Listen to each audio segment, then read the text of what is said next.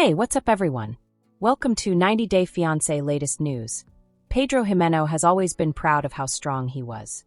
Ongoing on, about getting through agony with quiet strength, whether it was from long shifts at work, harsh criticism from reality TV viewers, or a marriage slowly falling apart under the harshest of spotlights.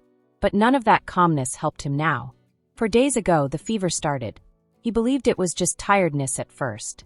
Maybe a seasonal sickness, some poor takeout, and a few sleepless nights. He didn't care.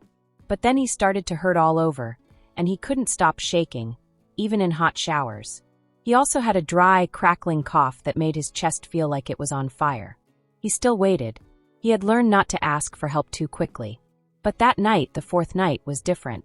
There was only the sound of the ceiling fan and the odd moan of traffic outside his flat. He was sitting on the lavatory floor, hunched over, sweating, his skin clammy and chilly, and his thoughts were all over the place. The walls seemed to be getting closer.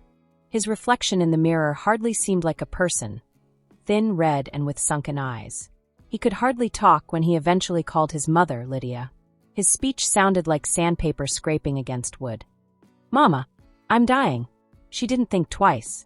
"You need to go to the hospital. Now. Pedro, promise me. Promise me." He did. He fell down in the lobby of the emergency room 15 minutes later. The air in the hospital was clean and full of antiseptic. Nurses moved around him like bees in a hive, putting oxygen tubes in his nose and 4 lines in his arms, and spoke to each other in short medical phrases. His fever was dangerously high at 104.7, and his oxygen levels were in the low 80s. Severe viral infection, one of them said quietly. It could be RSV. It could be a bad strain of the flu. They moved him into room 304, a private room away from the other people, since they were afraid he might get sick. The drapes on the windows were closed. The equipment beeped in a creepy way all the time, and Pedro passed in and out of awareness, not knowing that the world outside was already starting to talk. The news spread quickly. The first headline said, "Pedro Jimeno hospitalized in critical condition." Fans of 90 Day Fiancé rushed Reddit threads, Instagram comments, and Facebook groups with posts that ranged from worried to curious. A few others said it was karma. Others said prayers. A friend texted Chantel about it. At first, she didn't say anything and just stared at the television. After that, she read it again. 1 time. 2 times. It had been almost 8 months since she had talked to Pedro. Since the divorce was official, they had only sent each other chilly, professional notes about business that still needed to be taken care of, and the occasional uncomfortable interview question. She convinced herself she didn't care. But 2 hours later, she was alone in her car in the hospital parking lot. The stench in room 304 was like bleach and latex. Pedro lay unmoving under a pile of wires and white blankets. His skin was pale, his lips were dry, and sweat had matted his hair to his forehead. The machines helped him stay alive. Monitors kept an eye on every beat in his body. Chantel stood still by the entrance. She didn't even know why she was there. Maybe to see it with her own eyes. Maybe to come to terms with an aspect of her life that still bothered her. Finally, she went inside silently like a stranger. Pedro stayed still. He had his eyes closed. His face looked like it hurt, even while he was sleeping. She sat next to him, not knowing what to say or do. For hours, she watched him. The next morning, Pedro opened his eyes. Slowly, blinking into the fog of daylight. His chest hurt. His throat hurt. He didn't know how long he had been there. Then he spotted her. She was sleeping in a chair next to his bed, her arms crossed and her lips slightly parted in a way that made her look vulnerable that he hadn't seen in years. "Chantel," he croaked. She woke up with a start, sat up and looked him in the eye. He smiled a little. "You came." There was a long silence after her answer, with only the low hum of the machines breaking it. Finally, she replied, "You look like hell." "Me too," he muttered, and they both chuckled gently, carefully, like they were testing the flaws in ancient glass. The hours went by in weird patterns. Nurses came and went. The vitals were written down. Changed the medicines. Pedro was tied to the hospital by tubes and blaring alarms, so he kept going in and out of sleep. Chantel stayed behind. They would communicate sometimes, but they were careful, like they were walking through a minefield. At other times, they just sat there quietly, their presence saying a lot that neither of them dared to say. At one time, he looked at her and said, "Do you ever think about how we could have done it, Faze?" She didn't say anything, but her eyes did. That night, Lydia came. She stormed into the room like a cyclone of anger and terror, pushing past the nurses and speaking Spanish at a breakneck pace, demanding updates and waving her hands as if she could physically make her baby better. Pedro weakly opened his arms for her. "Mommy, you're here."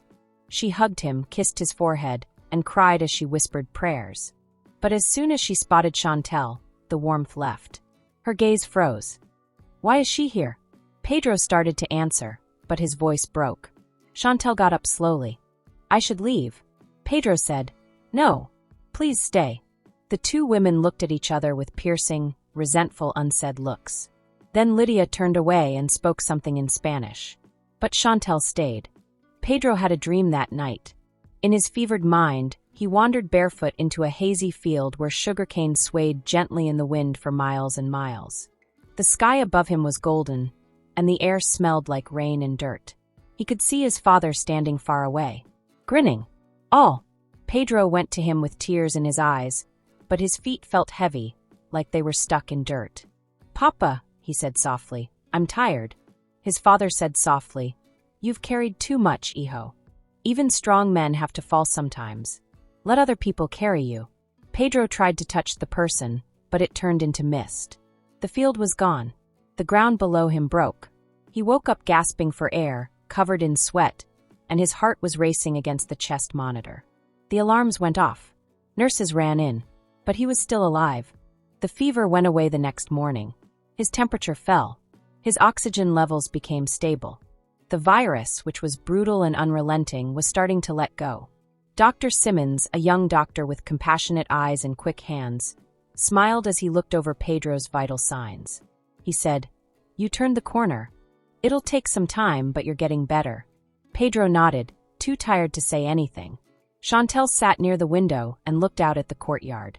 She didn't smile, but for the first time in days, her shoulders felt better. Nicole showed up later that day. Pedro's little sister had never been one for quiet times or showing her feelings, but she looked shaken, with red eyes and fidgeting hands on the hem of her hoodie. "Idiot," she murmured as she sat by his bed. "You scared everyone." Pedro smiled. "You came all this way just to call me names?" She gave a little shrug. "You're still my brother." They talked for a little. At first, it was hard, but gradually it got easier. She told him how stressed out their mother was, how her own career was doing, and how their cousins in La Romana were doing. He paid attention. Pedro recognized something in the middle of her stories. He had missed her. The hospital turned into a type of liminal area. Time went by slowly but with purpose. He saw who came, who didn't, what was important, what never did. Fans kept posting online, praying for Pedro. #Team Pedro. Hope he makes it. Some others made crazy guesses about the drama. Some people said it was the show, the celebrity, or the stress. He didn't pay attention to any of it. Instead, he saw the light change through the blinds every day. He could hear his heart beating on the monitor. He pondered about everything he had lost and what he might still have time to fix. He didn't mind dying. He was scared of being stuck. Pedro turned to Chantel one night as the sun set and beautiful golden rays fell across the floor. He said, "You don't have to stay." She didn't glance at him. "I know. You should leave." "I know that too." But she didn't do anything. She added softly, "I'm not here because I think we'll get back together. I'm here because I needed to know that you were still a person. And maybe you did too." Pedro nodded and swallowed the lump in his throat. "I didn't want you to die thinking you didn't mean anything to me," she said. "I didn't," he said. "Not after you came in.